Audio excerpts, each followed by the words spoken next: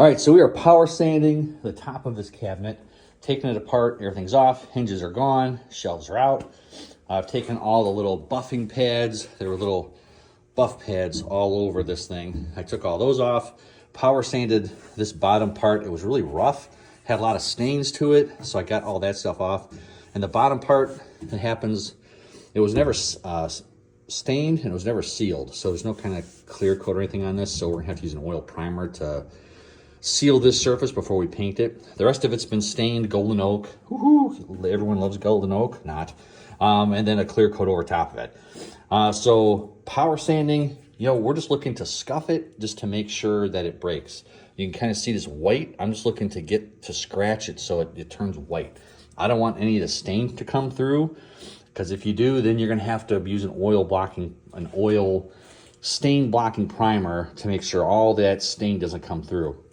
And if you're painting white, then you really have to use oil to make sure that yellow, tannin, stain color, or if you have cherry, which is even worse, it'll bleed through as orange. So you want to make sure if you don't have to, don't get into the surface of the wood itself. You're just looking to scuff sand to get the primer to stick. And for the primer we're using sticks. I'll have another more video and stuff on that. It works great. It literally sticks to anything. But the cool thing, I don't know what to call it. The good thing about power sanding, once you start power sanding, it reveals issues. Again, I just kind of did a quick thing just to kind of get some of that powder off of there. But the sanding reveals issues.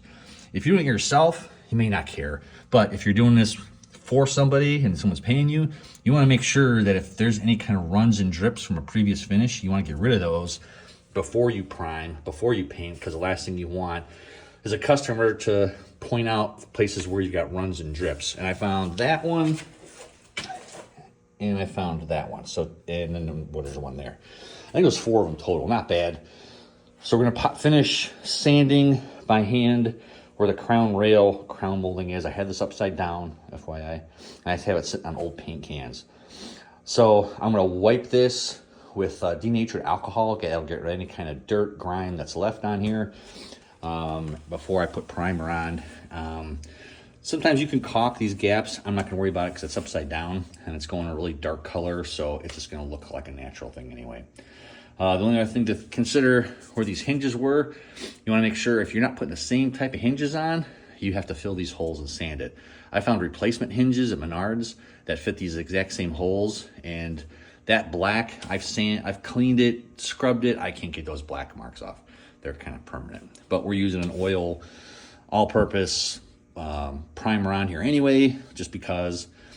So I'm not too worried about that. So next thing is, after we sand it, we'll do another video. I'll show you the primer, sprayer, and we'll get to priming.